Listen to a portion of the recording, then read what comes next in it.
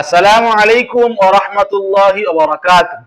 এক ভাই জানতে চেয়েছেন যে একবার যদি সহবাস করে নেওয়া হয় তাহলে দ্বিতীয়বার সহবাস করার জন্য কি করণীয়। ভাই খুব সুন্দর প্রশ্ন জানতে চেয়েছেন। এর উত্তরে বলবো যে একবার সহবাস করে নেওয়ার পরে দ্বিতীয়বার যদি সহবাস করতে চায় তার জন্য কর্তব্য হলো সে গোসল করে নেবে কিংবা উযু করবে, নিজের গুপ্তাঙ্গ ধৌত করে নেবে। হ্যাঁ, যদি কোনো ব্যক্তি গোসল কিংবা উযু ছাড়া যদি দ্বিতীয়বার সহবাস করতে চায় তাহলে তাহলে সেটিও জায়েজ আছে, বৈধ আছে, কোনো সমস্যা নেই। কিন্তু যে ভালো উত্তম সুরাত হলো যে গোসল করে নেওয়া কিংবা উযু করে নেওয়া, পুরুষাঙ্গ ধৌত করে নেওয়া।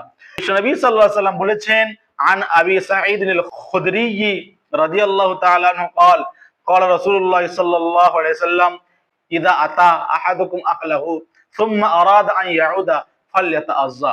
তোমাদের মধ্য থেকে কোনো ব্যক্তি যদি স্ত্রীর কাছে আসে আর ফির যদি সে সহবাস করার একবার সহবাস করার পরে যদি আবার সহবাস করার ইচ্ছা করে তাহলে তার দরকার কর্তব্য সে উযু করে নেবে। আশা করি আপনারা বিষয়টা বুঝতে পেরেছেন। ওয়া আখির দাওয়ানা আনিল হামদুলিল্লাহি রাব্বিল আলামিন।